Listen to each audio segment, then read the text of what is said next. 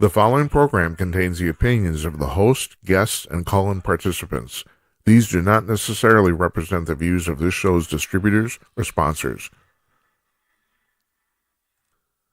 This program may contain obscene, profane, or otherwise objectionable language. Viewer discretion is advised.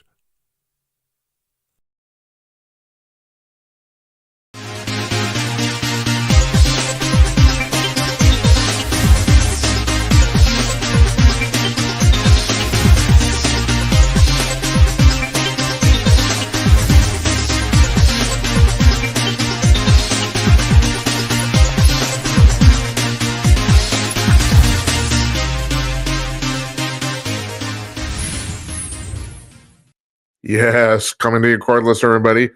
It's 11:02 p.m. on the East Coast of the United States, 8:02 on the West Coast, 2 minutes after 2 p.m. in the afternoon in Sydney, Australia, and here where I'm sitting in Northeast Minneapolis, it's 10:02 p.m., and welcome to another edition of Jim Peters and Night. This is a very special edition. It's our 50th show.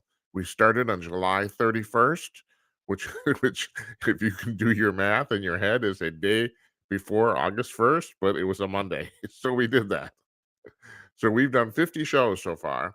This is our 14th week. And I first of all, I got to thank you. We're just about to bust 900 followers on Rumble, and I can't thank you enough. That's very cool. I checked about an hour ago. I think it's the count right now is 889. I think. But yeah, so we're on our way there. And not only that, we got a fantastic guest for you today, and a very very VIP important guy. Michael Harrison is the founder and publisher of Talkers Magazine, which is the industry trade publication for talk media in the United States, both talk radio, talk TV, and podcasts. They do that whole thing. This guy has had quite a life. I mean, he's done like everything. We've already done the interview. When I run it, at the top of it, I give just a short rundown of some of his credits. He invented the AOR, or the album-oriented rock format, in the 1970s. Sean Hannity has called him the single most important person in talk radio in the United States. He's a fantastic guy, so you're gonna love this. We talk about a lot of stuff. He's really into technology. We're both old dudes. I mean, it's like he doesn't look a day over 40, but we're about the same age. So I'm in my late 60s now. Like, if you watch the show, you know that because I bitch and moan about it all the time. Anyway, he's our guest tonight. Tomorrow night, Jeff Meyer, the CEO and publisher of Conk News. Now, you may not agree with what Jeff thinks, but he's always got a really interesting take on stuff. It's very unique, and that's the reason we have him on. It's like you won't hear any news from another perspective like this ever. So anyway, yeah, he's tomorrow. Nobody for Thursday. Don't got anybody for Thursday. Next Wednesday, we're doing a very special. It's the 60th anniversary of the JFK assassination. We're doing a very special episode. Now, here's the deal. I was trying to put together a panel for this, and I think I've struck out. People are falling in and out of this, and I've kind of decided to screw it, because here's the deal. I have a very specific theory on what happened in Dealey Plaza that day in 1963. And it takes me about 45 minutes to explain it. So I'm thinking right now, I think I'm going to do the show alone. You're going to hear my theory. Last year on a podcast or a radio show, I can't remember what we were doing at that time. I did the same show where it basically was me, and I outlined my theory. I've been studying this for years. As I've said many times, I'm not a researcher. I'm a meta researcher. I research other people's research. So that I've just gathered it all together, and it's like putting together a puzzle, trying to see what fits what other people said, unbeknownst to what other people said, and see if they actually match up. So that's what I've done. That's what I did with the UFO stuff, and yeah. So and here I sit. So that's our show tonight. And if you want to call in, I tell you what, I'm not taking calls to the third section here. We do have some UFO and paranormal news tonight too that we're going to do after the interview, which is our part 3, our third block, which is what that oral is. You can call in. You have to go to jimatnight.com/call. You can also leave me a text or a voicemail at this numbers 408-458-5088. You can remember that 408-458-5088. And if you're the guy who's been bitching and moaning about the fact I don't wash my hair, I don't want to hear about it tonight, okay? See, it's TV. You can't smell me. Got that? Okay. So what happened today? I'll tell you what happened today. The numbers for the monthly inflation numbers came out from the general accounting office, and actually those numbers were pretty good. According to them, there was no increase or decrease. There's no change in inflation from October, or actually I think September. These were the October numbers. So that was all pretty fine and good. But what they didn't mention, and what the Biden administration won't tell you, is that the day before, that would be what, Friday or Monday? Moody's Investment Services downgraded the government of the United States as an investment instrument from AAA to AA. So yeah, we're not as good um, investment as we used to be, apparently. And that's because we are $33.6 trillion in debt. Can you say trillion? Trillion. $33.6 trillion in debt. And last week, the other thing that happened, we've already talked about on the show, and that is the payments, the annual payments on that debt, the interest payments have now crossed $1 trillion. That's just on interest. In other words, that's not money that's being used for any useful purpose other than making banks fat and happy. That's it. You were paying $1 trillion in debt. There you go. That's my story, and I'm sticking to it. Now, I'm bringing this up because major economists are still predicting, even though these numbers were good today, and of course the Biden administration will rah rah rah.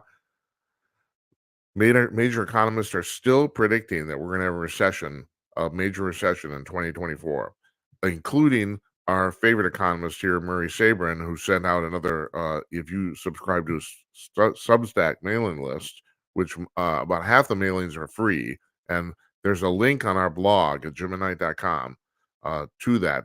I think his last appearance was last week or the week before. I can't remember. He comes on about, we have a number of guests here who come on roughly every 4 to 6 weeks. So, and he's one of them. Because I love talking about the economy, and nobody in America knows anything about economics, which is just really strange and weird. And I've decided that's a liberal plot. The fact that we don't teach economics in high school, there's a reason for that, and that is, and this is now, I'm not pulling this figure out of my butt. It's a straight 45-degree graph. I think it was New York University that said they basically determined that the more formal more formal training you have in economics, the more likely you are to be conservative. And I've said this before, I'm a former liberal, and one of the many reasons I became a conservative is because I finally realized, studying economics, I came to the same realization almost everybody does at some point, and that is liberal fiscal policy simply doesn't work. It does not work. You know, Paul Krugman, the guy who writes for the New York Times, he's a complete outlier. I mean, you know, you got him and you got 10,000 other economists who disagree with him, including me. I'm not an economist, but I still disagree with him. So anyway, so that happened today. So what else happened today? There was a protest, if you want to call it, let's say a rally, in Washington D.C. for Israel and the Jewish people. About 100,000 people showed up. Now that's a pretty damn big rally. I think that's bigger than any of the gatherings that have been pro-Hamas or pro-Palestine, maybe with a possible exception of the one that was in New York City, um, with one of them. Maybe, I don't know. I think there were about 50,000 people that showed up for this. They're saying about 100,000 people showed up for this. And I want to point this out because this always gets lost in this. That's not even close to the people who showed up, the number of people who showed up for the rally on January 6th, not the storming of the Capitol, the actual rally ahead of time. Supposedly 500,000 people showed up for that. And some people think that was the estimate of the Capitol Police. And some people think that estimate's even low. Some people think it might have been a million. It was easily the most number of people that ever showed up at a rally in Washington, D.C. ever. Not even close, apparently. That was 500,000 people. Well, 100,000 people showed up for this. They were very peaceful. They rah rah rah. They made their speeches. You know, they're supporting Israel, and they're against Hamas. And God bless them.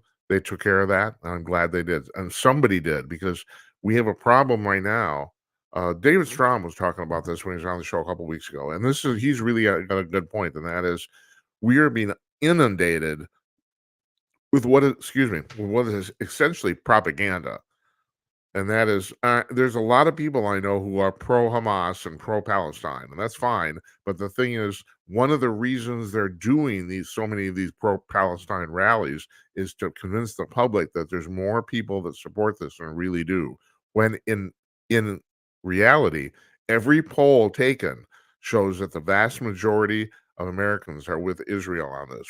So I find it really funny when Rashida Tlaib gets up or does a TikTok video, whatever the hell it was, and she said, the American people are not going to forget this. Well, the American people aren't with her, and now I don't know if she doesn't know that or she's delusional. And speaking of delusional, I'm getting to that in just a second.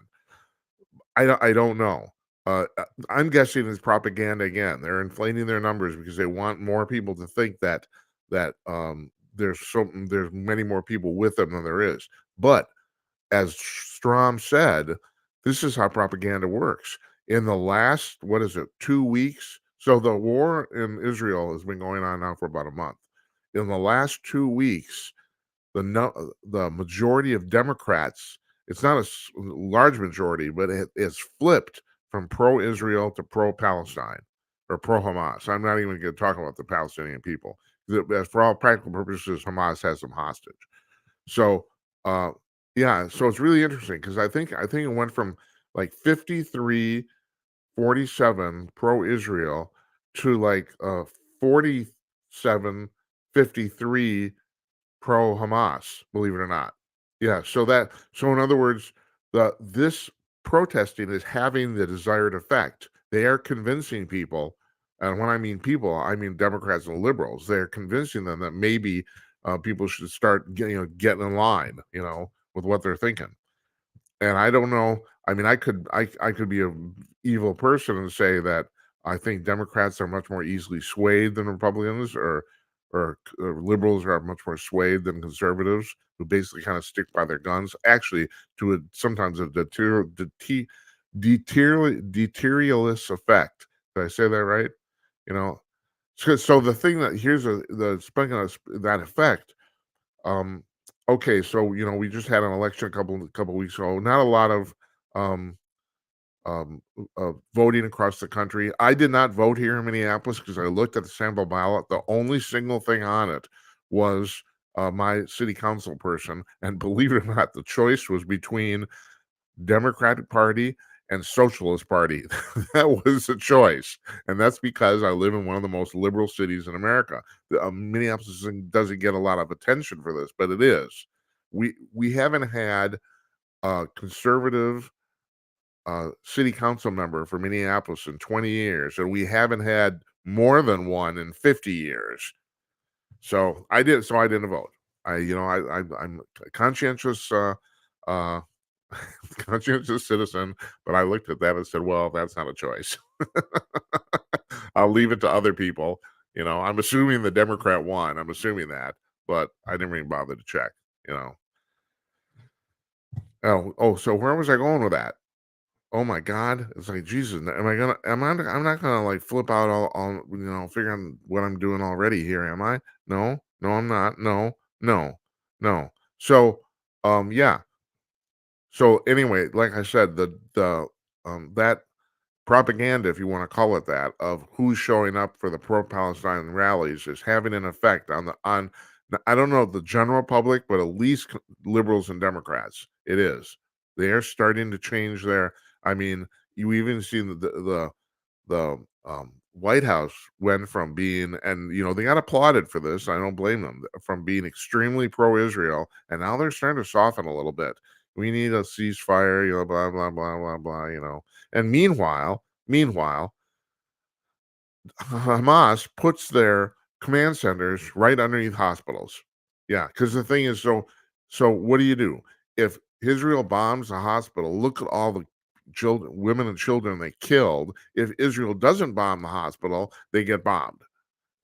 It's and so people are blaming Israel for this, and yet Hamas is essentially holding their own citizens hostage, like I said just a few seconds ago. They are. They don't care. They do not care about their own citizens. They only care about wiping Israel off the map. And the really amazing thing here, and there's a lot of people at this rally who talked about this today. I mean, years ago, and when I say years ago, I'm even talking about like 3 years ago, they kind of hid this, now they're actually overt in what they want to do. They're coming straight out and saying, no, we want to kill all Jews. I mean, they have no qualms in saying it now at all. None. And then I'm listening to people on campus, these stupid children, who don't have jobs. I was talking about last night. And here's another thing too. So we got done with the show at about 11:30 last night, or 11 o'clock or Central Time, midnight Eastern. And I watch Gutfeld basically when I get done here. Ha ha ha! You little before I wind down, and his monologue. So I mean, I didn't crypt him. If anything, he crypt me, but I'm sure he didn't. His monologue was virtually exactly the same as mine at the top of the show, and that is, he said most of these people, or these college students, are not only uninformed, they're unemployed. It's like this is their thing. This is what they do. They don't have any. They don't have any real lives. They don't know that, but they're just out. Their lives are protesting. They're social justice warriors. They're going to make the world a better place. Yeah, tell me about it. Right, like what they know. They don't know shit, and they don't even bother to educate themselves about this conflict. Like I said last night, I think it was Jesse Waters or some cable TV show sent somebody out into maybe it was even CBS News, sent somebody out into the crowds at these college protests and asked them specific questions of what was actually going on there, or historically what Hamas has done. Kids didn't know anything, nothing. It's like you remember when Jay Leno used to do that thing, jaywalking on the Tonight Show years ago, and people say, "Well, how many people? You must have to interview a lot of people to get such stupid answers." And he's like, "No, no, no, no, no, no, no. It's pretty much everybody." And I know he's right. I know that. I've been around enough to know that's true. You stop anybody in the street. I mean, the last statistic I heard, I think, is that 89% of Americans can't name the current vice president. And I'm not talking about Kamala. I'm talking about any of them. This is a steady, stable figure for many years. 89%. Almost all Americans can't name the vice president. It's absurd. So, yeah, Michael Harrison, in a few minutes, he's going to talk about the fact that um, Americans we're stupid. By and large, we're really stupid. And I don't suppose that surprises anybody, but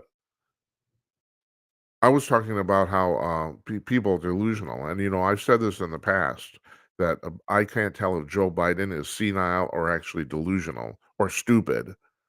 But I'm starting to come to the conclusion it's delusional. So you probably have heard this, the Democratic machine is now ramping up to try to get Biden to step down, or not step down, but not run for reelection, right? So David Axelrod, basically Obama's hitman, for the second weekend in a row, he got on the cable news shows and was talking about how Joe really should not run for reelection again. Now, if that's happening more than once, and this guy's pretty high up in the food chain in the Democratic Party, this is a concerted effort at this point. They do not want this guy to run. Why? Because they think he's going to lose. And right now, I think that's probably true. Barring, if he runs against Trump, I think at this time Trump might beat him. And I won't get into the fact that I think Trump beat him the last time, but that's my opinion. Right? I'm one of those election deniers. I am, but I have no proof. I have evidence, but I have no proof. That's what I've always said. I won't get into the evidence. I brought it up many times on the show, so I'm not going to bore you with it right now. But the thing, so Axelrod's on TV talking about this, and apparently, and here's the deal. Even though I don't like Biden, this has been done not just to Trump, but even historically going into the past, where they said, well, people close to him or his staff or somebody said he said, the president said, a lot of times it's bullshit. Somebody just makes it up. So who knows? But this makes sense though, that apparently Biden called Axelrod privately a prick. That's the word he used apparently, and that wouldn't surprise me because Joe has I don't know if you figured this out, has a really quick temper. That's been established now. He gets really pissed off, and apparently he thinks he's doing a really good job, and that and people are noticing now. And this is a part where he's delusional. He is. He keeps bringing up Bidenomics and the fact that the last 3 elections, midterm elections, have gone really well, and I guess that's true. But the thing is, I don't I thought about this. You got a guy here who's never had a real he worked for 1 year in a law firm before he entered politics. He's virtually never had a real job ever.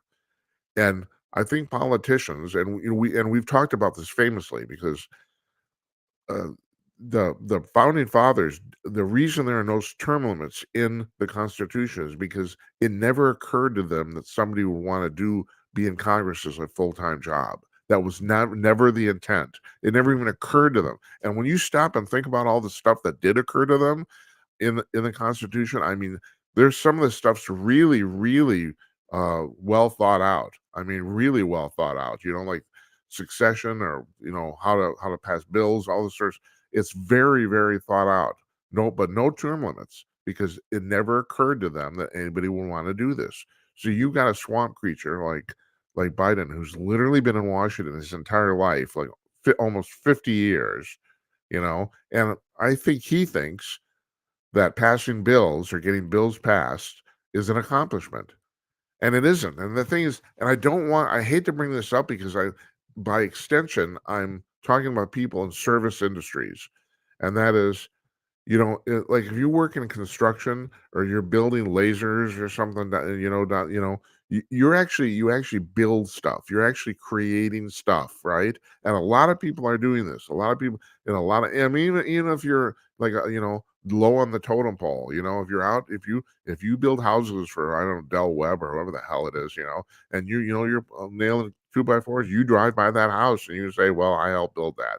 It's like all the people who talked about all the guys who had such incredible pride for working on the Golden Gate Bridge. They're nameless. We don't know who they are. And apparently, a few of them are still alive. But they drive over the bridge, and well, I helped build that. There's a sense of pride. You're actually doing something. If you're in a service industry, or heaven forbid, if you're working in the bureaucracy of the government, you aren't really creating anything. You're basically pushing papers. And I understand that for those people, life can be kind of frustrating because you don't get the um, the satisfaction of creation. You can't point to anything and say, "Well, I did that." You can't do it, or even that you helped. It's like working at the DMV. But the thing is, that goes up to every step and every level of government, including elected officials. you know, I know people are gonna give me a hard time for this. I don't care. Being in Congress is not an accomplishment. First of all, you won a popularity contest. It's basically like being in high school. I've always said this because I've been working in the media my entire life. I would have no trouble running and winning office. To me, that's a snap. Now, doing the job, no. I don't have the constitution for it. I don't have the personality to do it, and that's why I don't. But as far as running, oh yeah, I could run because they're two different things. Running is show business. Being actually doing the job is the drudgery of bureaucracy, and I can't stomach it. I can't, and not to mention the fact, I mean, just because of my personality, I know I would not be good at it, so I'm not going there.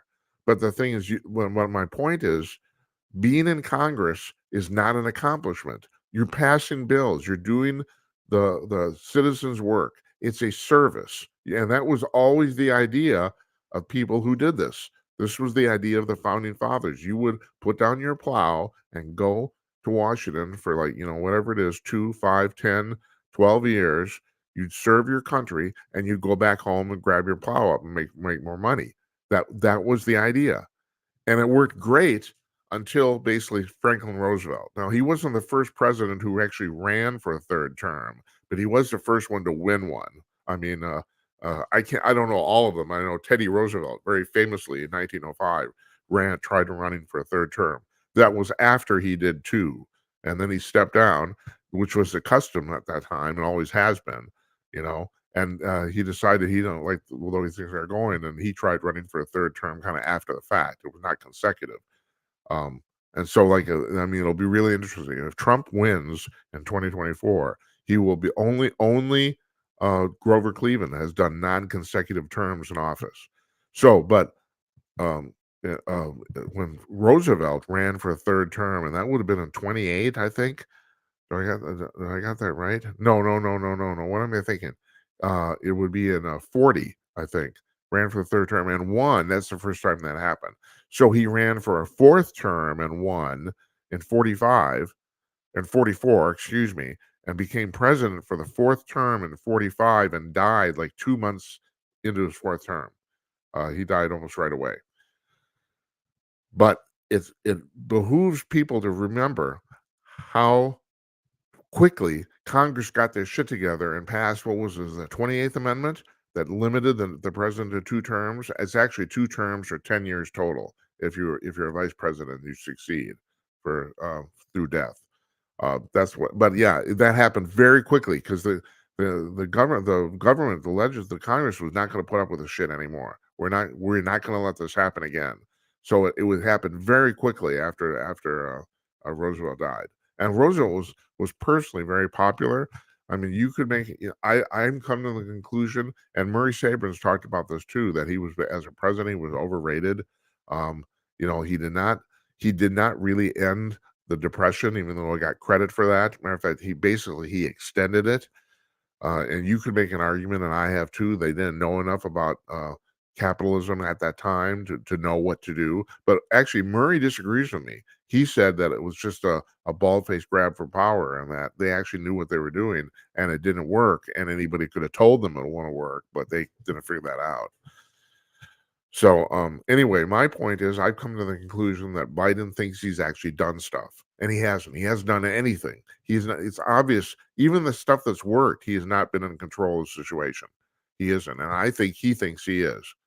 So it's going to be really interesting what happens here. Are they going to get rid of him? I don't think so. I think he's going to end up actually running. I think, I mean, Strom brought this up, and Sabrin brought this up too. David Strom was on the show last week, and I think even Jazz Shaw brought this up that they could make a change at the convention, but it would be really, really messy, and they would really hurt an old man's feelings. They would. I don't. That doesn't seem to happen anymore. I mean, up till about 1970, these conventions all sorts of shit happened and that people weren't expecting.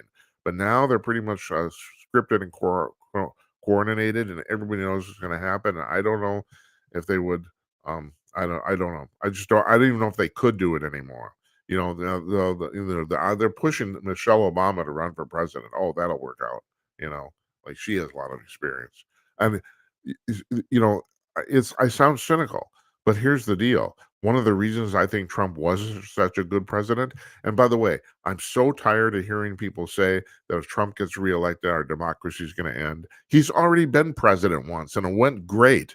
Why do you think I support him? Yeah, look, he may not be the nicest guy on the planet, and he doesn't say nice things. I understand that. I shouldn't be able, our president shouldn't be so rude, blah, blah, blah, blah. And maybe that's true. Maybe it is. I don't care. All I care about is what do you do?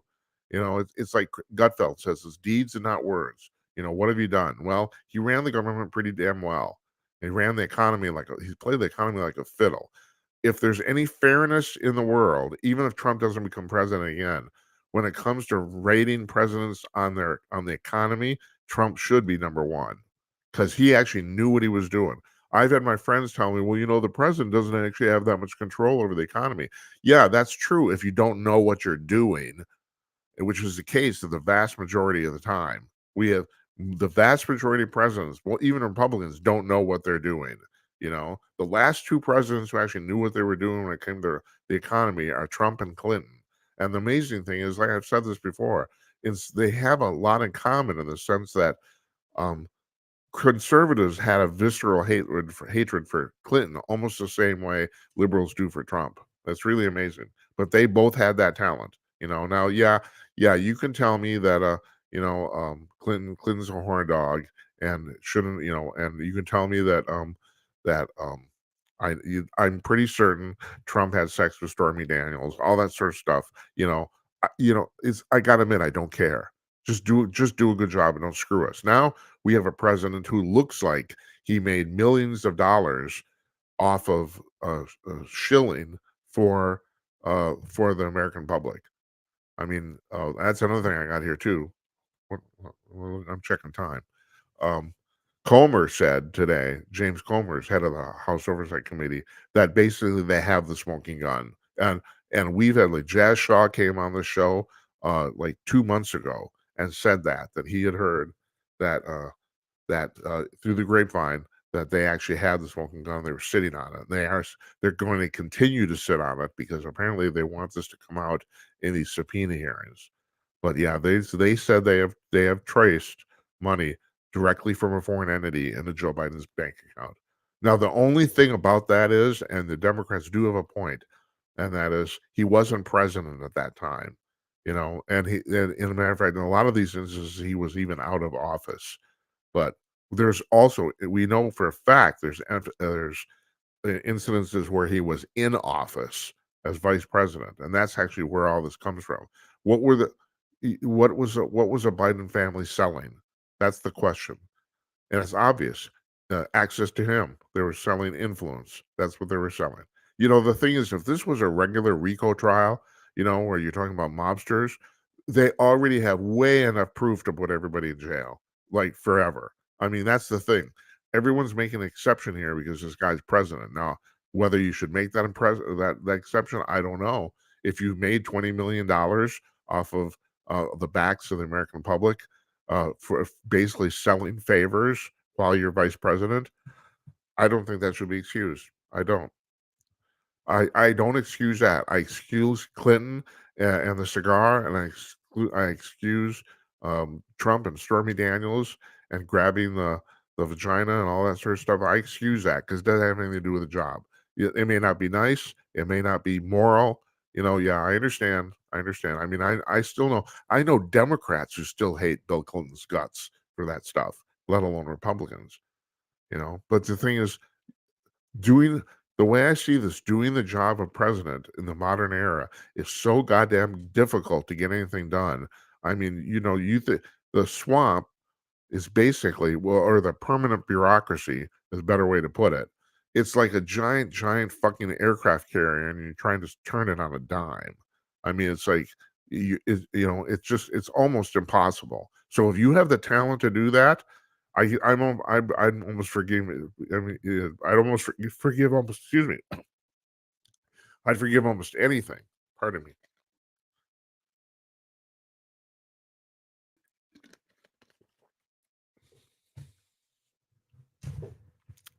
That's my story, and I'm sticking to it. We're going to play our interview now with Michael Harrison. It's our 50th show. Thank you for watching. I really appreciate it. Here we go.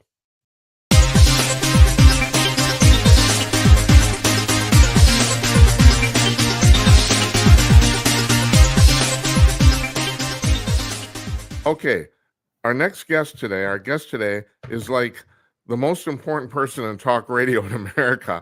And yeah, I'm saying that because the reason here, I got some quotes. Sean Hannity himself said, all right, I got to bring this up. He said that you are the single most important voice in the talk radio industry. You coined the term album-oriented rock and basically invented the format. You were you're the first managing editor of Radio and Records. You founded Talkers Magazine, 33 years ago, right? It's hard to believe. And especially because you don't look a day over 40. And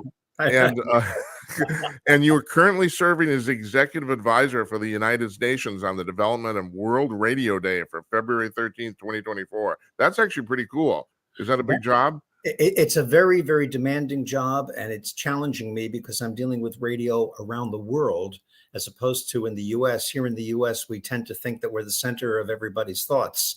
Yeah. But Europe is quite a big, powerful place. Africa is quite a big, powerful place. Asia, you have India. I'm dealing with radio in the Caribbean, the Pacific Islands. Not to mention, there's a tremendous concern at the United Nations with diplomacy. So some of the words that I might use in my writing, because I'm writing things and describing the various aspects of World Radio Day for the United Nations, specifically for UNESCO. And some of the words you use that we think of as just being plain old words could trigger hostility, could insult people. So do you have to run all your writings by somebody there? Or? Oh, absolutely. Yeah. Absolutely. I am the executive advisor. I'm not the executive producer. I'm an advisor. I'm advising them on various aspects of how this year's theme, radio, a century of informing, entertaining, and educating. Before we go on, Michael, I never mentioned your name. You're Michael Harrison. You're the founder and publisher of Talkers Magazine. I should mention that. All right, now I have a question about what you're just talking about. My family's from Eastern Europe. I've spent a lot of time over there. Shortwave radio used to be a big thing there. Is it still? It's still a big thing in the world. And shortwave radio is a big thing in terms of the first 100-year history of radio. Where it's going, I'm not sure. But it still exists. Not only there are a tremendous number of shortwave operators right here in the United States. It's pretty amazing. Well, how come commercially that never caught on in the U.S.? Why is that? Well, there's been enough frequency and opportunity for people to do it on the AM and then the FM dial, I would imagine. Frankly, I don't have an answer for that. That's you stumped me. I don't know why it never caught on commercially. I mean, you're right. There's a lot of people doing it in the U.S., but it never really caught on commercially. That's the thing. It has a different psychology to it. It's not a mass medium. It's kind of mass, but it's not as mass media as certainly AM radio was at the beginning of the 20th century. AM radio was the first electronic mass medium, and I guess it just stayed part of the tradition. Nothing's written in stone. Things develop momentum, and they start to become a habit, and they become a tradition. It isn't just like, well, why isn't this that way? Or, why did we have the British invasion and not the Italian invasion or the French invasion in terms of music? It's the way things fall out. But I'm going to look into that. I don't know much about, frankly, the history of the commercial aspect or potential of shortwave. Well, you just brought this up, so let's go right there. So, the future of radio. First of all, there's a big move in the last 12 months to basically take AM radio out of cars, and that got thwarted. But I got to tell you, most of the young people I know don't even know what AM radio is. I mean, that's in the United States. Yes, right. And it's in the more populated, sophisticated areas of the United States. There are a lot of rural areas in the US, and millions of people live in places where they don't have fully developed Wi-Fi. And AM radio serves as a lifeline.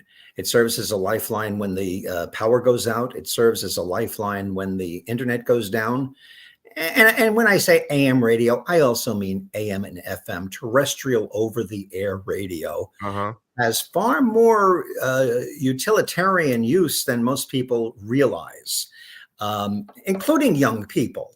It's just not the hip spot where young people may go for music discovery. Yeah, but if you're going to lump both those things together, I have to tell you, most of the young people I know do know what FM radio is. That's still relatively popular, especially for music. It still sounds pretty good. It's the AM thing that I wonder. I'm here in Minneapolis. WCCO was one of the first original 12 clear channel stations at Class A in the United States. I saw the ratings for them last month. They were 19th. and I mean, they used to like dominate not only just this area, but kind of basically the central US. I probably don't have to tell you that. You probably know that. But I mean, Well, I mean, a lot of media that is rooted in the 20th century is having problems maintaining the same level of audience and domination of the culture that it did 10 years ago, 20 years ago, 50 years ago. Because as we're in the 21st century, all media is competing against fractionalization, competing against exotic, new, non-regulated forms of media that are the result of the digital era. They're competing against changing culture in terms of a generation divide. The generation divide between the natives of the 20th century and the natives of the 21st century is one of the greatest divides we've ever seen.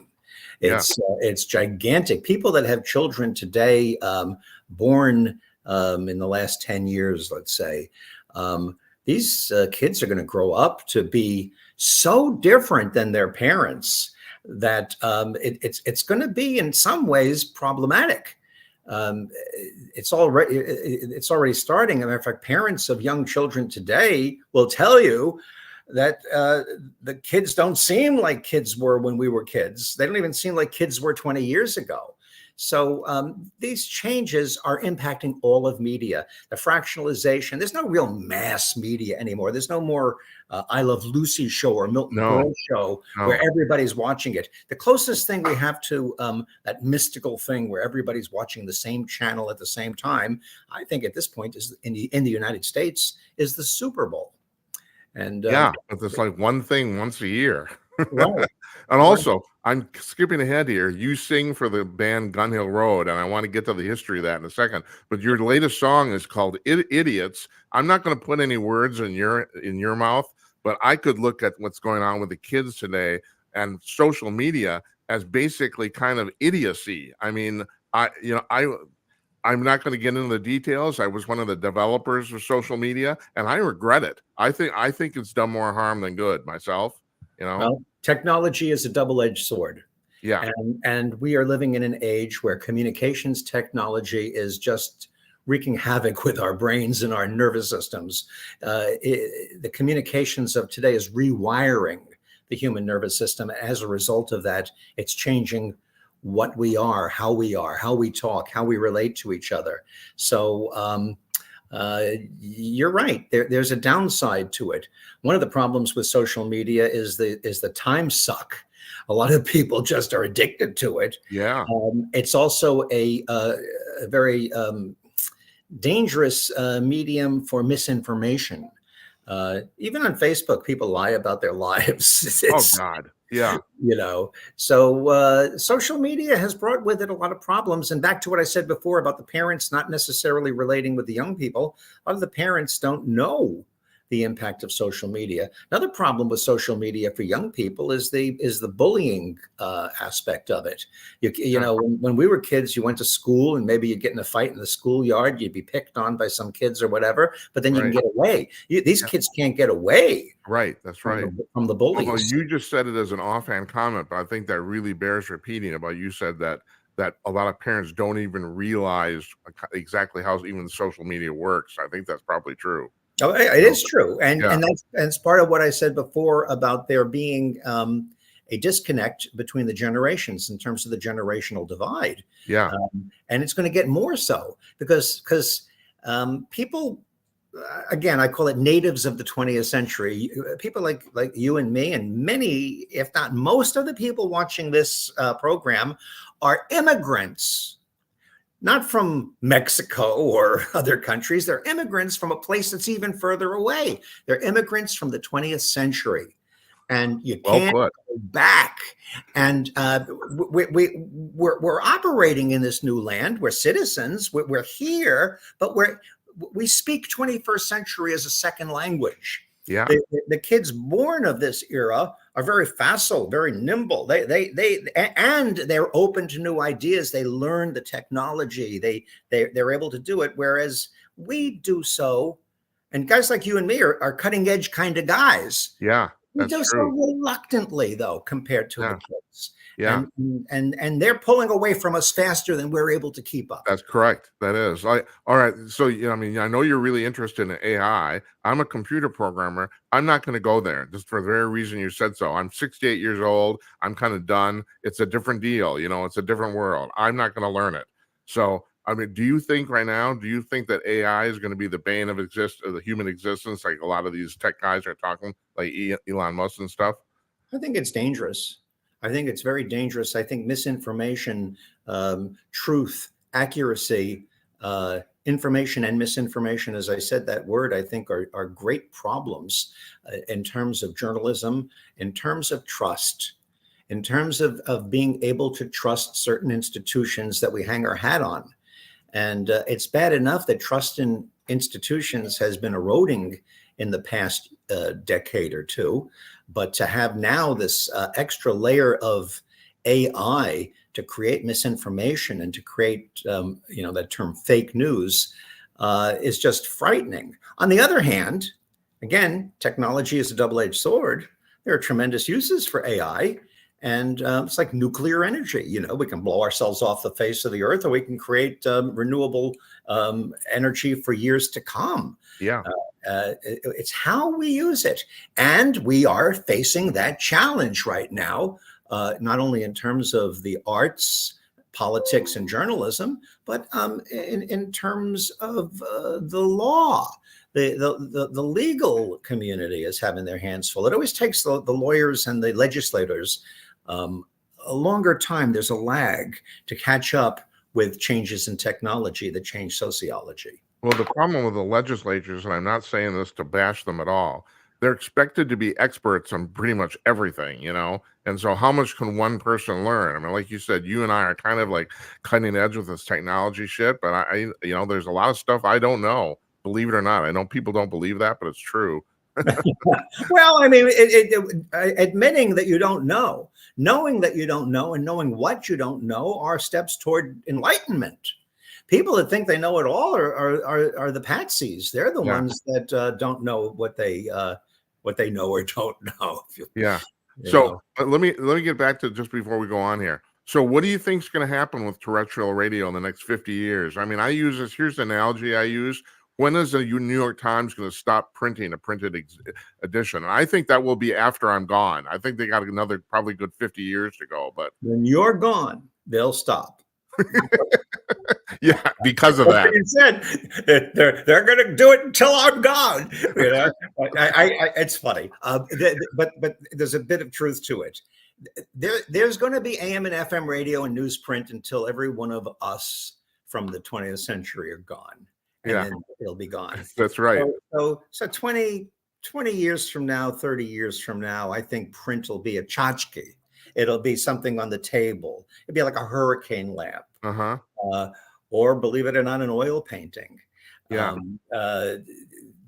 There won't be any need for it. And AM and FM radio will be gone. There'll be it'll be a emergency frequency or something. But 30 years from now is an eternity. It is. That's right. I mean, 3 years from now is an eternity, the way things are changing and the way we live in moments, moment to moment to moment to moment. We have enough trouble keeping track of history. People, the attention span, part of the rewiring of the human nervous system that I talked about before, the attention span of people is frighteningly short. I think a recent Microsoft study in Canada found out that the attention span of humans is now about 2 seconds less than a goldfish, and that's really, it's not a joke. Oh, Jesus! Yeah, it's goldfish are not smart. If you get one and you go, ooh, yeah, it'll go, That's the part we'll pull out, Michael. Right there. And that is my fish imitation, folks. It was fantastic. It was great. So I read Talker magazine. So answer me this. I'm reading this last couple weeks, and it appears that every single talk media corporation, either podcasting or radio, it seems like their revenues from the last quarter or two have dropped. Is something going on, or is it just cyclical, or seasonal or? No, they're all going bankrupt. It's not just for the last few years. This has been a long process. Most of the major radio corporations in America are either in or flirting with bankruptcy. As a matter of fact, radio would be a much better business if it weren't in such smothering debt. And the debt was accrued during the era of consolidation, when suddenly the regulations limiting how many stations a company or an entity could own was really loosened up. And they started to, companies start buying up every station they could to be the biggest player on the block. Right. Wall Street got into it. Banks got into it. They start throwing money at radio buyers, and the prices went up. The prices, were appreciating at a level that was just amazing. And then all of a sudden, the bubble burst, and we're in the 21st century. 2008 came along. Things changed, and the big consolidators got stuck with a bunch of radio stations that they paid too much for. And the game ceased to be creativity and getting ratings and having revenue based upon your programming. And it became a business of kick the can down the road and get more loans and get more investors. And it became a game of raising money as opposed to selling advertising. Well, if that's the case, would bankruptcy be a good thing in the sense that it might lower a lot of the cost of these stations after, corporations actually go bankrupt? Could that help? It could help. It won't help the corporations that go bankrupt, and it won't help some of the people that might lose their jobs in the interim. But ultimately, if you're a radiophile and you want to see AM and FM radio and all of its digital platform offshoots like podcasting, DAB, satellite radio, streaming radio, and the like, which I consider all to be different manifestations of radio, it would make it better in as much as it would give an opportunity for new blood to get in, smaller companies, so that there's more diversity of ownership and thus more diversity of programming and more opportunity for programming suppliers and equipment manufacturers and all of that to have business, more people to sell to, as opposed to one company controlling such a large percentage of the marketplace. Yeah. And the people that would be attracted to buy the radio stations at bargain prices would be people that love radio. And we're seeing that in New York, where John Catsimatidis of Gristedes supermarket fame, and I think Empire Energy, he's a billionaire. Yeah. And a radio fan. He's an older fellow. He's also a native of the 20th century. He loved WABC, so he bought it. And he bought it at a bargain basement price, and now he's having a ball with it. You can tell the station he's on the air, right? He's on the air. He does a show, and he programs it out of a love for radio. Excuse me. So we may see more of that. I read some of your credits at the top of the show here, and you're kind of the Forrest Gump of media, if you don't mind my saying so. You're a lot better looking than him, but the reason I brought that up is because you were basically involved in podcasting before it even had a name. So. Yeah, I called it stickless broadcasting. For those that don't know, the stick is a term that old-time broadcasters use to describe a radio station. It's based upon the tower, the transmitter. So they call it, hey, WABC is a great stick. That's, hey, you got a good stick. A stick is a radio station with a license, a transmitter, and a tower. The traditional way it's done. Excuse me. When podcasting came on the scene, people did not, the term podcasting wasn't used all that much. Right. And I called it stickless. You were able to broadcast without a tower, without a transmitter, without a license. And it was like, I used to call it, this is the best thing since sliced bread. My gosh, and so we meaning talkers and yours truly as a broadcaster, we were way ahead of the curve on podcasting.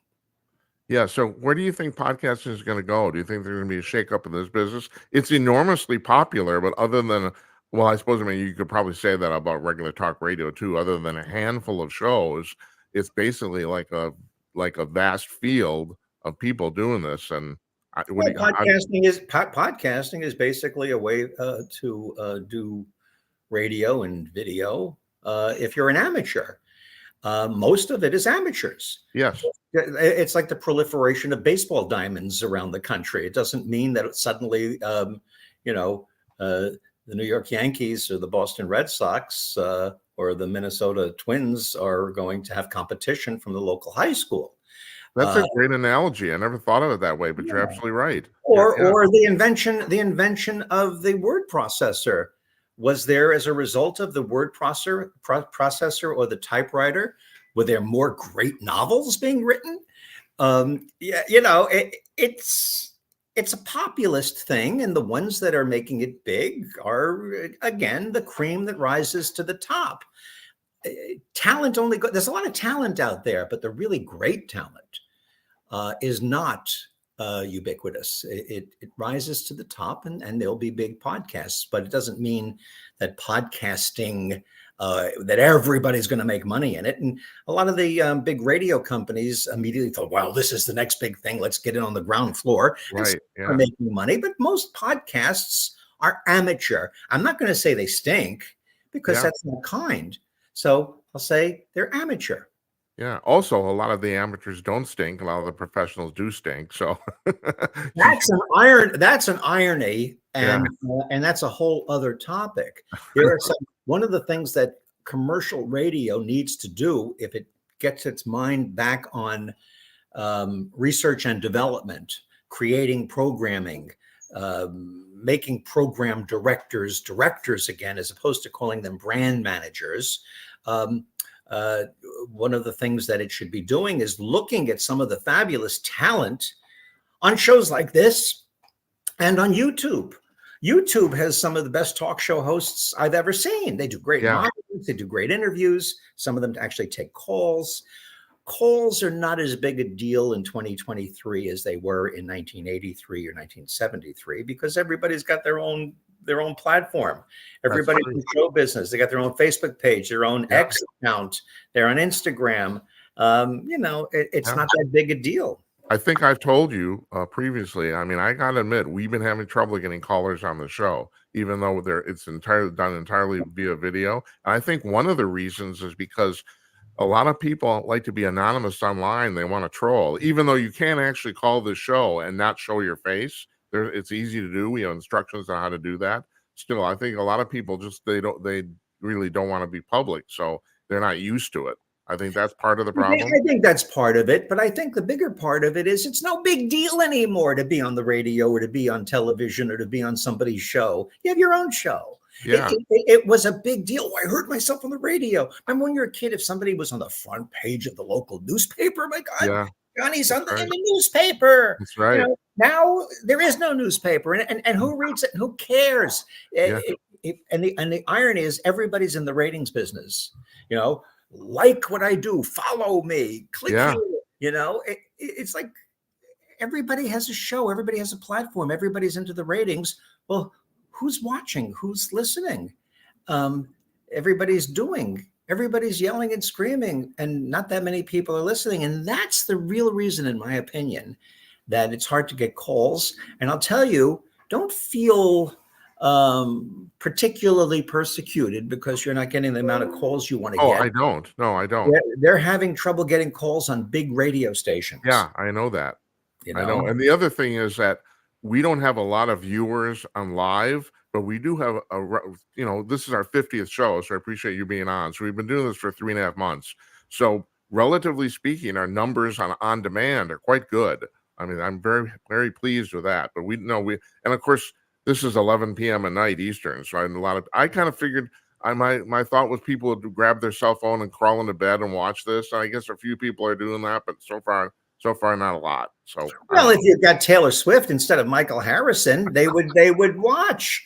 I mean, why should the masses crawl into bed and watch this show? You're just as beautiful as Taylor Swift. You know that, right? I mean, beauty's in the eye of the beholder. But do you follow what I'm saying? Yeah, I do. It's if you build it, they will not come anymore. No, it's true. True. And the other thing is, and we see we're old enough to remember this, in the 1960s and 70s, if we put out a newspaper, you actually had to lay out solid lead type every single goddamn day. Well, you And, see behind me, that is the first issue of Talkers. uh-huh. It's a newspaper. We're not a newspaper anymore. We evolved into a full color glossy magazine, and then it changed into an online thing. And when I got rid of the publication, the print publication, I did that while we were still on top. We weren't getting thinner. I just knew this is ridiculous, and we did so much better without it.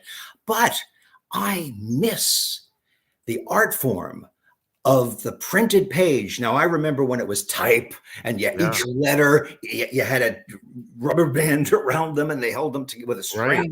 And I mean, it was so tedious. Yes. And if you look at old newspapers from the golden age of newspapers, early 20th century, even 1950, 1960, you see the letters are all crooked. They're not smooth. And, our memory of them is these were big time newspapers, but they actually were very funky. And, but I miss putting together the Talkers magazine on print, but why it's an art that I don't need anymore. You know? What can I say? Yeah, I got a guy that comes on here regularly named Daniel Perez. He's in the Bigfoot community, and he puts out the Bigfoot Times. And believe it or not, the Bigfoot Times is not online. He sends it out through the mail. It's a hard copy newsletter, and it's actually, I really like getting it because you don't get shit like that anymore. Why doesn't he have it online? He'd do better. He's just stubborn. He doesn't want to. All right. Well, I like the way you say the Bigfoot community. Yeah, the Bigfoot community. I'm not making fun of it with all. No, you can make fun of it. It's fine. I love these type of terms. When we started Talkers, I called it the talk radio industry. There were about 70 stations. It was no industry. It was a sideshow in the radio industry. And we called it the talk radio industry. What audacity. And of course, it was a self-fulfilling yes, it was. Yeah. And now it's the talk television industry too. Yeah. I came up with that as a result of the influence I had as the first managing editor of a long gone, but very, very historic and big time in its day trade publication in the radio business called Radio and Records. Yeah. R&R. Yeah. Its slogan was the industry's newspaper. Yeah. The industries, one industry. It was radio and records. That was the radio and record industry, not industries. Industry. Yeah. There's no industry now. That was not an exaggeration, Michael. I mean, Radio and Records was the trade publication in the radio industry. It was. I don't have to tell you that. Yeah. But it was called the Radio and Record industry. Right. Think about that. Hey, when did that fold up? I don't know, about 12 years ago, 13 years ago. Okay, I pulled something out of your biography here that I'm really curious about. So you owned the Springfield, Massachusetts radio station. What is it? A WSPR? Was that what it was? Yeah, I owned it in the mid to late 80s. Yeah, and you founded the Super Talk format. What was that? Super Talk was an approach to talk radio that used the elements of top 40 and pop music radio. It was very fast paced. We had some shows that were presentations of just podcasts, one after the other, and we used interviews and little features and lots of sound effects. When we went to the callers, we go, line W, line S, line P, line R, line S, you're on the air. Hello, Michael. It was really jazzy. Now, in those days, this is pre-Rush Limbaugh. We were so ahead of the game, and we talked about topics the way you would play records. And this is pre-Talkers. When I started Talkers in 1990, I approached the talk radio industry the same way as if it was popular music. We had charts for subjects. Charts for who the most talked about people were. We took the discipline and the formatics that made music radio so compelling, and we applied it to talk. Do you think just doing that help spread the format? Oh yeah, yeah. Yeah. I was a player in that, very much the way I was a player in the AOR movement. Uh, Uh-huh. I was influential in having radio view the album track as the primary unit of measurement, as opposed to the 45 RPM single. Yeah. That way, I used to lead the charge. Why are we allowing the record company A&R departments to program our stations? For example, if Rumors would come out by Fleetwood Mac, and everybody on Top 40 radio are playing, Rhiannon or whatever song, I may even be on the wrong album. I would be playing 4 or 5 of the tracks. And by the time the Top 40 stations got to them, because the record companies released them as a single, they were old songs and go, we got something new for you. Here's You Make Lovin' Fun by Fleetwood Mac. What? That's been out for 8 months. Did you have a lot of pushback on that? Were you the record companies and the Top 40 stations used to make fun of us. They called us hippy dippy radio, and but God, it worked. Oh, it changed. It was hugely popular. It changed the whole nature of records and radio music research. Of course, we're at a time now where the album is no longer the primary unit of measurement. Right now, we're back to the track, one song at a time. Right. So, it's a cyclical thing. Nothing is written in stone. Nothing is forever. Some things have a longer life than other things, but nothing is written in stone. Those of us who are in pop culture have to get used to that idea real quick. Otherwise, you wind up becoming stuck in the past and out of step with the present, believing that you're maintaining some type of a holy tradition when in fact you're not.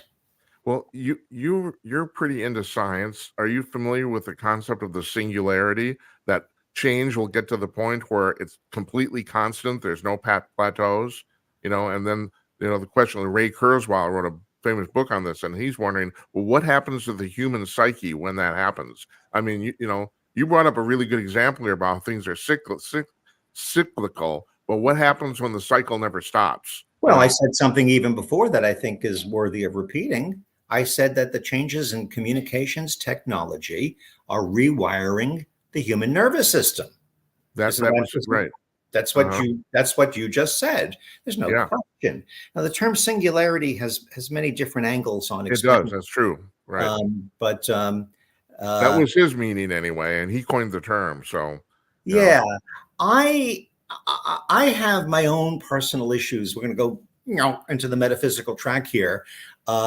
I don't know whether technology is the be all or end all of civilization's advancement.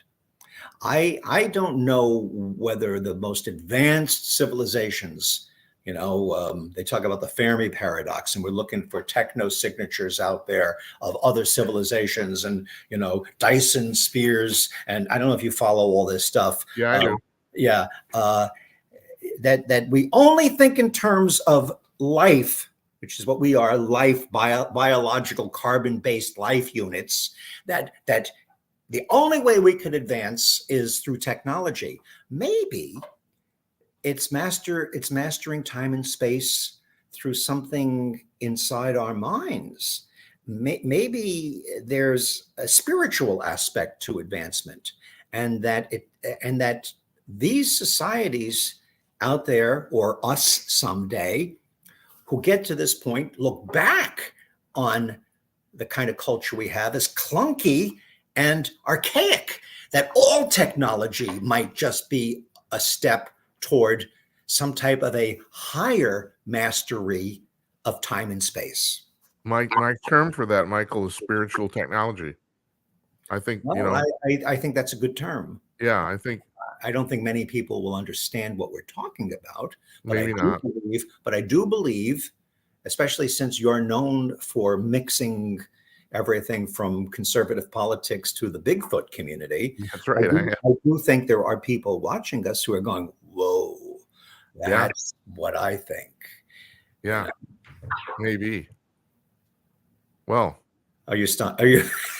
No, I'm checking my list. Oh, okay. I was going to say, Okay. All right. Okay. So, all right. I just want to. I tell you what. Let's end with this. Give me the history of the Gun Hill Road Band. When I was at WNEW-FM in New York, I was the host of a morning show on a progressive rock station run by Metro Media, one of the earliest and hippest of the FM rock stations. The DJs used to play whatever they wanted. We were basically gurus of taste and pop culture. And there was a band in New York called Gun Hill Road. And they had a number of songs. They had a couple of albums. They had one hit single called Back When My Hair Was Short. And it's still played like on the 70s channel on Sirius XM. It's one of those cool, they call it a one-hit wonder. Well, they were not a one-hit wonder. They were on album rock radio. And I loved them and I played them a lot. I became friendly with the guys. And the band, you know, eventually went on to its own, each guy went their own way, but we remained friends. And then all of a sudden we started recording again. 40 When was that? When did you start? About 14 years ago, about 14, 15 years ago. Uh-huh. And I joined the band as a member of the band, as opposed to, I was like the fifth Beatle. I was the DJ that promoted them. And then I actually became part of the band. And we have a really nice following all around the world based upon the long history of the band. It's quirky, cool music, and some of these songs that we're doing. And the irony is, these songs are being fueled and popularized by talk radio, not music radio. Talk radio plays Gun Hill Road, partially because I'm in the band. Yeah, I was going to say it's partly your involvement. But our lyrics are based upon issues, not on. I mean, we do make love songs and nice songs and pretty songs, but the ones that are getting the big music video followings on YouTube are the ones that deal with, like we have a song called I Know You're Real, which is about animal welfare and cosmic consciousness in terms of the human race's relationship with other life forms, both on the earth and elsewhere. We have a song called Idiots, which is about idiocy being the most dangerous force that can destroy democracy. Yeah, I think I got to clip that and play this at the end of this interview. I'm going to do that. And we have a song called "I Got a Line in New York City," which I sing on lead. Its message is more in the video that we made. All of the artwork on the video for "I Got a Line in New York City," which folks is IGotALine.com if you want to see it. All right. All the artwork is AI. Every bit. Oh, holy shit! Yeah, that's amazing. Yeah, and that's the hook. Why Talk Radio has played it, but you can't see the AI. Yeah. The music is organic, but the artwork is AI, and it's like a computer fever dream. It's really cool. Okay, now I'm getting off track here, but still, maybe you need some. I understand how like Chat GPT works, like getting all this text from the internet and going and plowing through it. I don't know if you know this. We were just talking about this on the show a couple nights ago. The computing power to run that is absolutely enormous. The server farms have to run. There's just this one stupid programmer, just huge. They're wasting water basically to cool the place down. But I don't understand at all AI artwork. I don't understand, like, for example, Google Pixel now has this phone where if somebody's not smiling, you can make them smile, and you can't tell. You know, you can't tell that it's not real. Do you understand this? Can you explain this to me or us? Or I can use it for so many different things, but I haven't got a clue how it operates. I just know I know how to drive my car, but I can't fix the engine.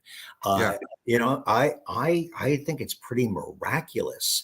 But if you finesse it properly and you tell the computer what you want, and then it comes up with what you want, and then it's not exactly what you want, so then you tell it again and you find different words. It's like talking to Google. Some people get Google to work fast, and some people go in the wrong direction.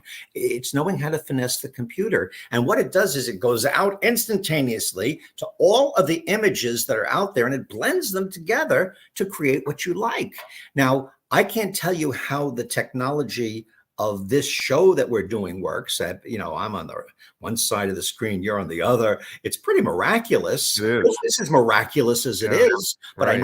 I know how to do it. So I know how to do AI art, but I don't know how it works. And I still think at this point the average person doesn't have a clue how anything on the internet works.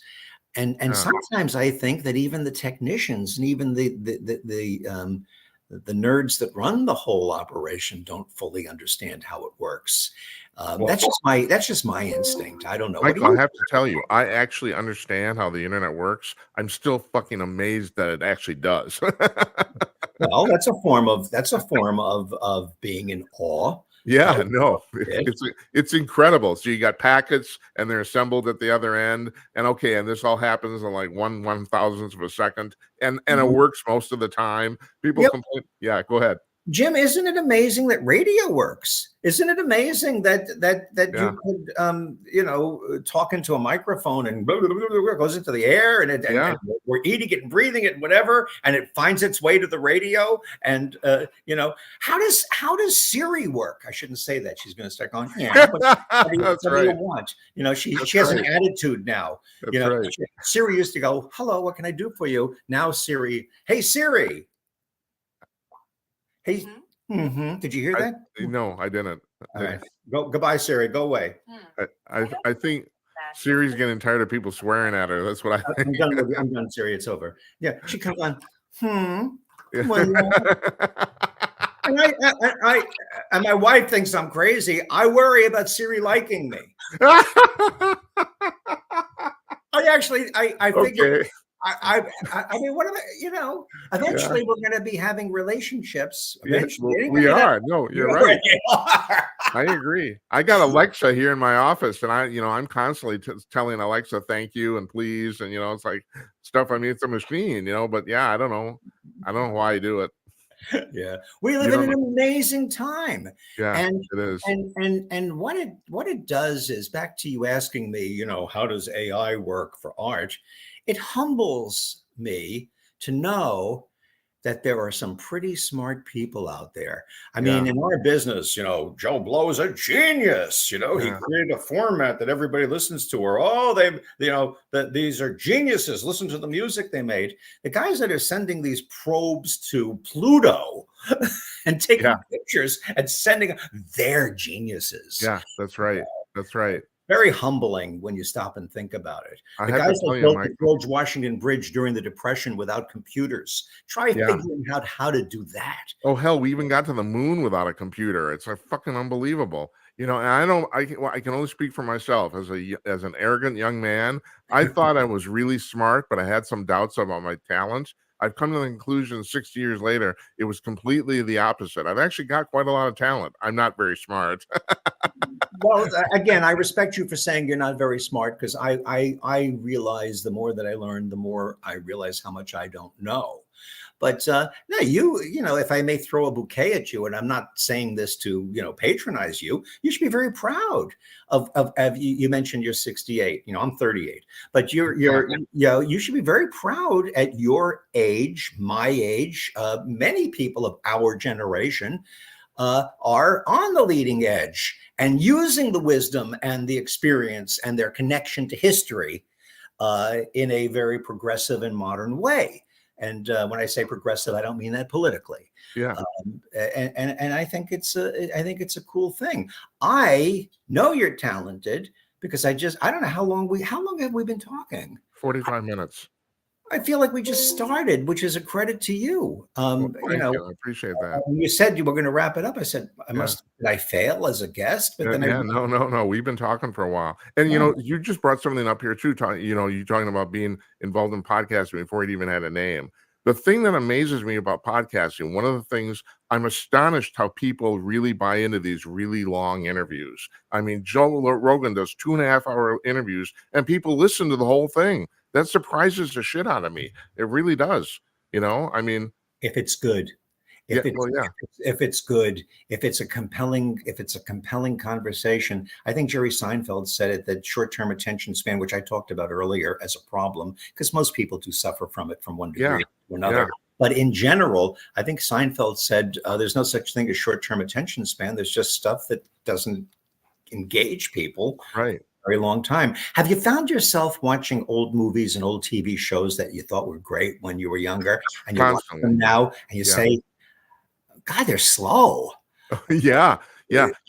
here's an example. Do you know Carson? The Antenna TV runs Carson, the old Carson Tonight shows at 9 o'clock every night. You ever watch them? Some of those interviews are quite boring. I mean, I gotta admit, and Carson does a great job, trying to keep the levity up, but still, it's a lot of. I remember reading when Fallon started on the Tonight Show, he got his producers together and they watched hundreds of hours of this stuff, and they came to the same conclusion that really a lot of these interviews were actually quite boring. But yeah, well, understand that you're in a new movie, yeah, and you're staying in the Hollywood Hills. You rented a house. Oh yeah, we got a nice house up there, and we're down the street from Jack Benny, and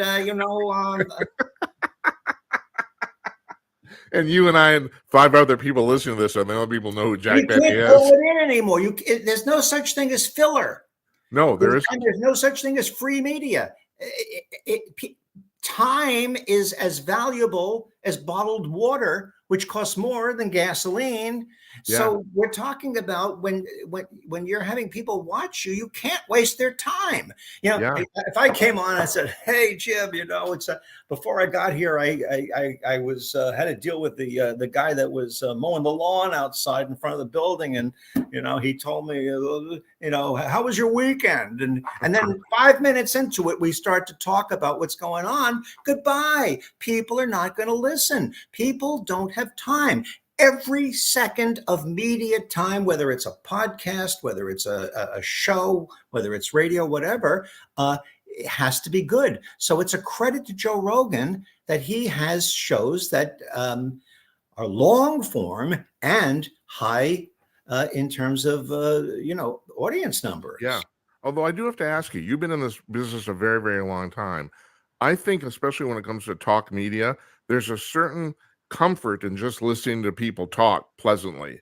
I don't know if that's because I think a lot of people are lonely. I mean, am I onto anything here, or do you disagree? You're definitely onto something there. Radio is an antidote to loneliness, but radio has to be good. People want to hear they want to take away. They don't just want to hear people droning on and talking. Usually the comfort level that you're describing, it comes along with some type of meaningful message. And as I said before, you're not as kind as you think you are. If you're listening to something, you will find if it's not meaningful, you're going to tune out. And back to what I said before about some of our favorite movies, I watch them now. Oh my God, I can't believe how long this scene is going. Yeah, right. And I'll tell you something else. With all due respect to the great giants of radio that built this business over the last 100 years, sometimes I listen back to the tapes of DJs that I thought were the greatest thing and inspired me to go into the business. And I listen to it and I go, what was so good about that? It wasn't so much of what we like has to do with where we're at. Correct. When we consume it. I call it the greatest pizza in the world syndrome. Most people think the greatest pizza they ever had was the local pizzeria in the neighborhood they grew up in. Yeah. Well put. You're a smart guy. Well, it takes one to know one. Thank you. Hey, Michael, thanks for coming on today. It's our 50th show, and I really, really appreciate it. I know you're a busy guy, and so I can't thank you enough. I hope the listeners enjoyed this half as much as I've enjoyed talking to you. Oh man, you're doing a great job. Best wishes to you, Jim. And I hope I can come back because we really scratched the surface. Absolutely can. Thank you.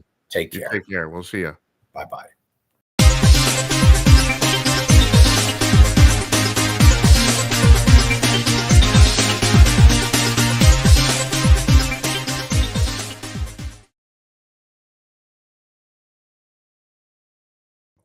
Gotta unmute myself. That's Michael Harrison.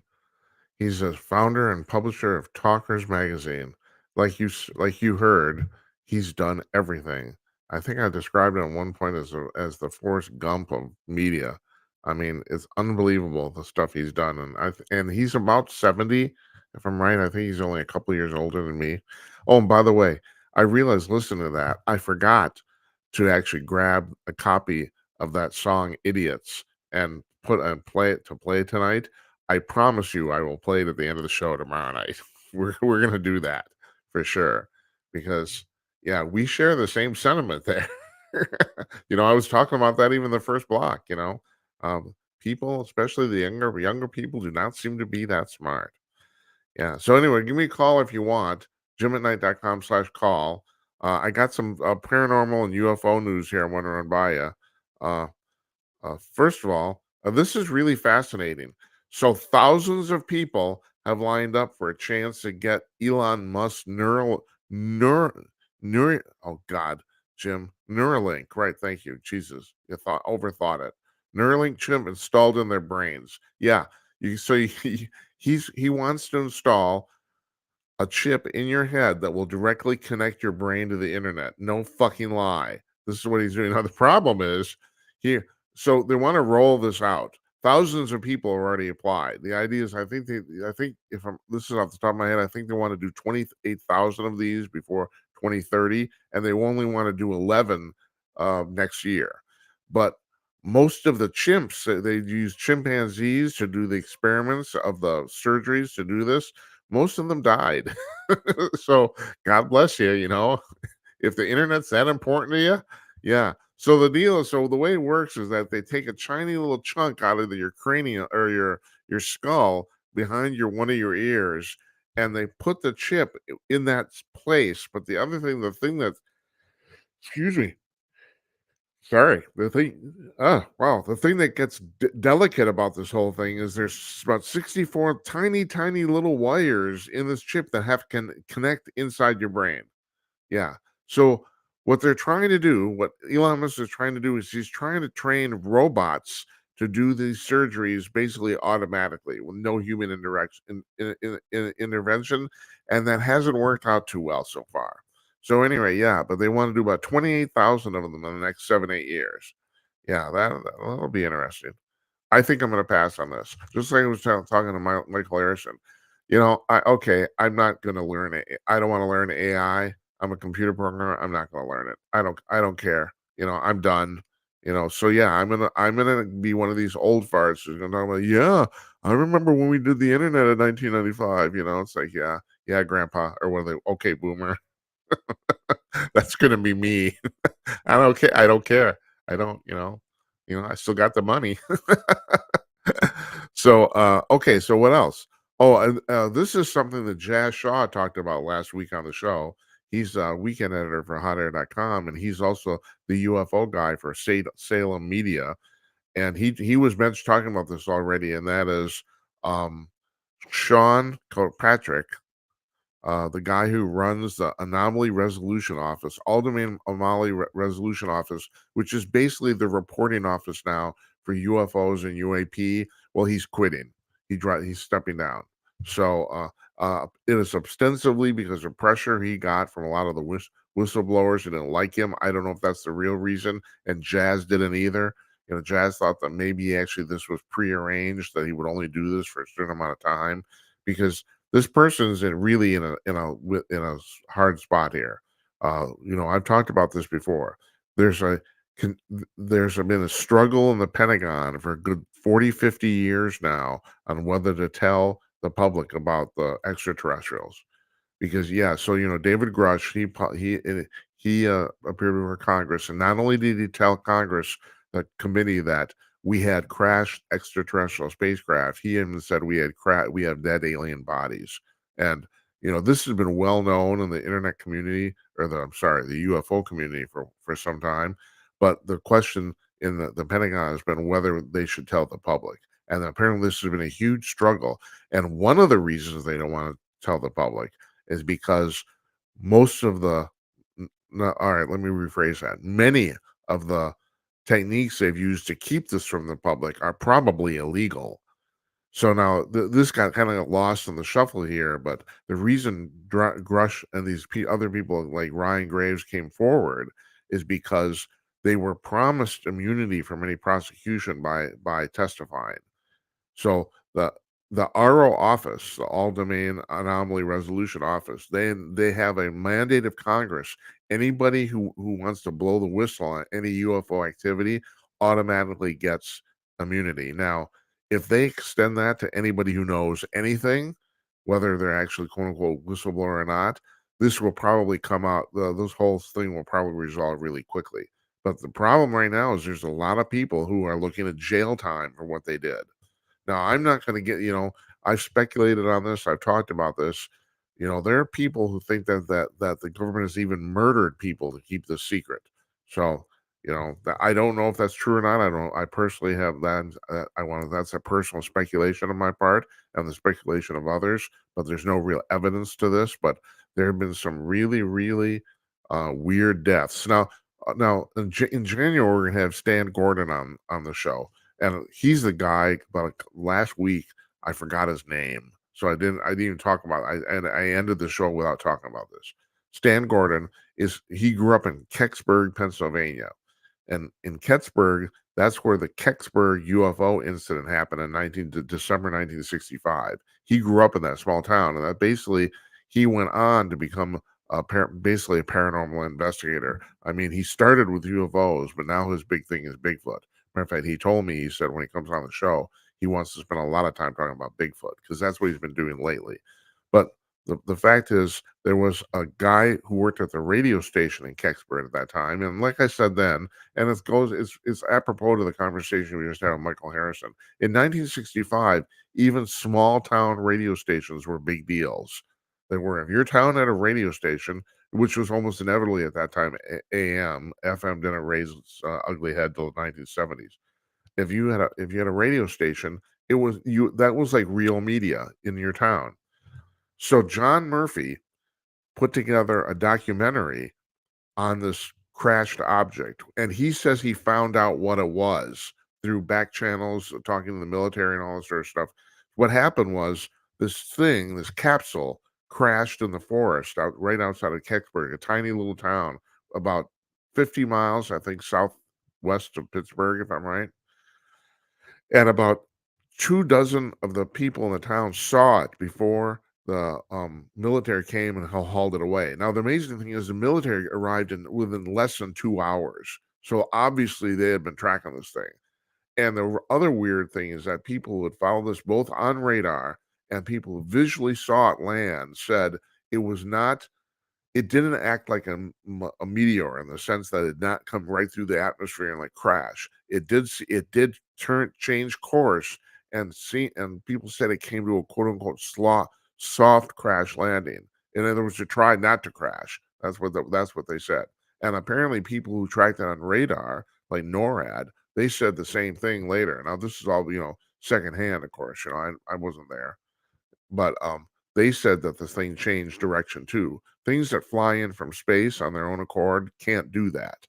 So it was obviously an intelligently controlled craft. And the people who found it in the woods said it was about the size of a large car, like a Volkswagen minibus, and they had strange hieroglyphic writing on it. So the army showed up, the military showed up in less than 2 hours and hauled it away. Nobody knew it was. Also, the army lied about what it was. They said it was a meteor. They told the public that no, you're mistaken. It's not a space capsule. It's a meteor. Well, okay, fine, bullshit. And so Murphy, this guy named Murphy, and I didn't know this, but Stan told me this in a recent email exchange, and he actually didn't know John Murphy. I thought he did, but Murphy, this guy from the radio station, in Kecksburg, he did a radio documentary and was going to tell the public what this thing was. And the government came and basically, it appeared they threatened his life or his family because he immediately pulled it. He didn't actually. It ended up running, but it was highly edited. There's nothing in it.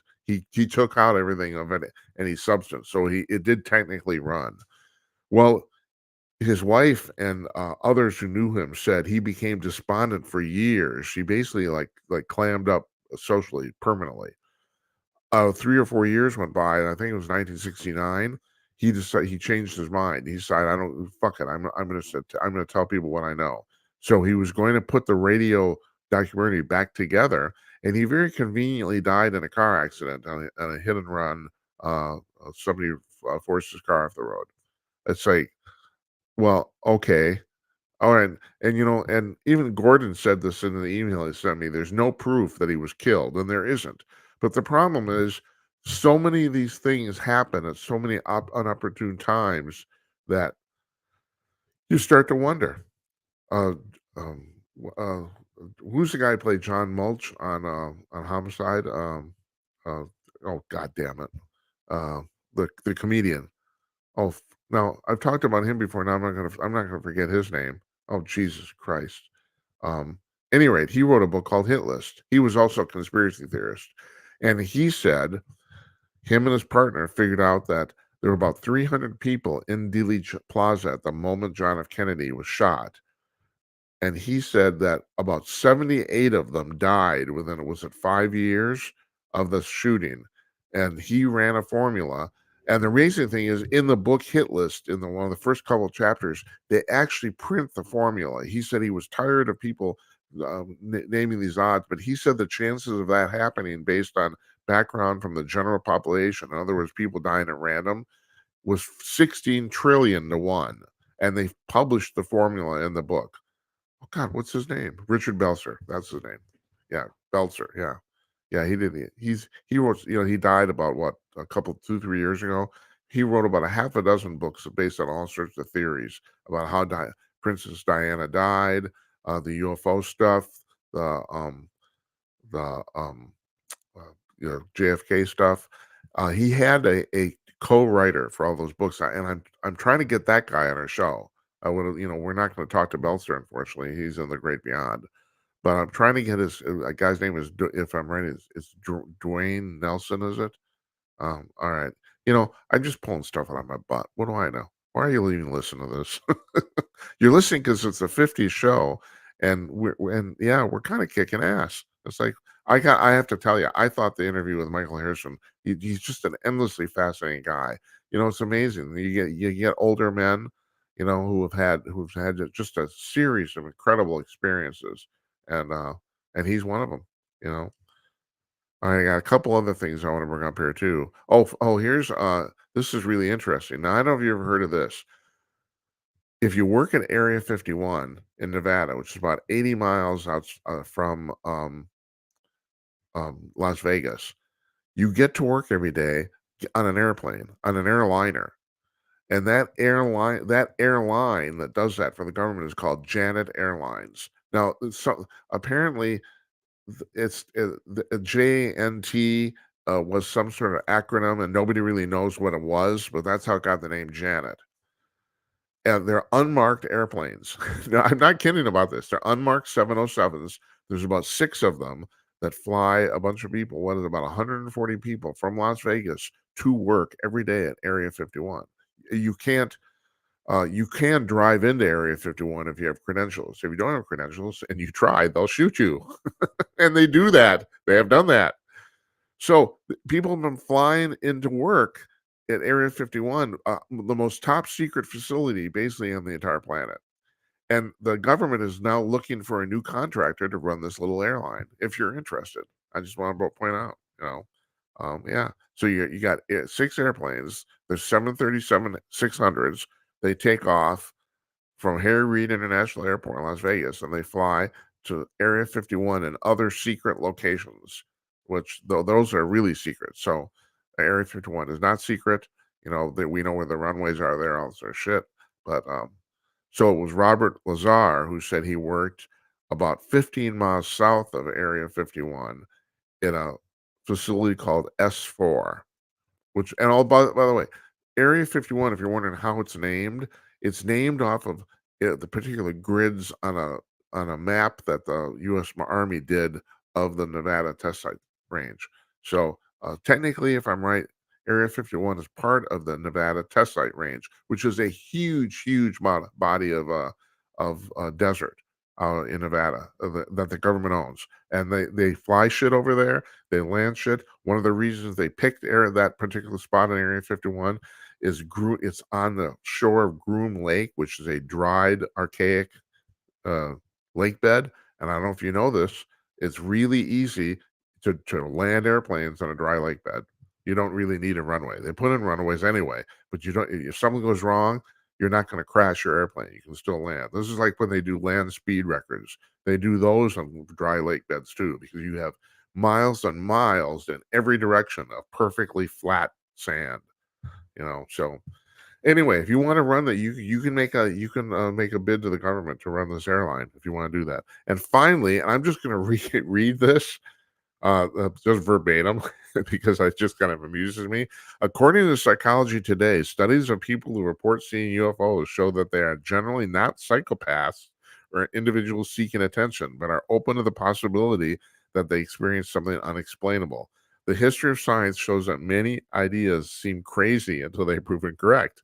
So we shouldn't jump to conclusions about those who claim they've had UFO and alien encounters. Yeah, you're looking at it. Yeah, don't judge me as crazy. That's what I told my friends and the broadcasting community for 30 years. I'm talking on the air talking about UFOs. Everybody says he's nuts. Well, it turns out I wasn't. Okay, there you go. And I'm hanging my hat on that. And folks, that's my story, and I'm sticking to it completely. Tomorrow night, Jeff Meyer joins us. I'm going to play the song "Idiots" by Gun Hill Road at the end of the show. We'll do that. Jeff always has something interesting to say. I don't got anything for Thursday so far, but we'll put something together. We'll figure it out. Next Wednesday, JFK special. And let me see. The week after that, believe it or not, is the third or fourth Republican debate, and it looks like there's probably only going to be 3 people on stage for this. So now it's really interesting. So we did the previous three debates. The first two were the first one was bad. The second one was god awful. It was terrible. But this last one, last week was not too shabby. People actually said some interesting things. So hopefully that'll happen again with only 3. It looks like only 3 people are going to be involved. So Tim Scott, of course, dropped out, and I don't know if Christie or a couple other people are going to make it. So, at any rate, that's what it looks like right now. So that's Wednesday, December 8th, if I'm right, and we're going to have our usual debate panel. I want to thank you folks for watching. First of all, for watching the show, but even the last debate panel, we had a pretty good crowd watching that. That was pretty good. So it was pretty funny too. I like those guys, and so they're coming back on. So, at any rate, I'm Jim Peters. Thanks for watching our 50th show here, whether it be Rumble or whatever. I hate to say this, and Michael talked about this too. If you want to follow us on, especially Rumble, or like us or whatever, please do so if you feel so inclined. Good night, Esperanza. Good night, Uncle Donnie, and good night to you wherever you are. I'll see you tomorrow.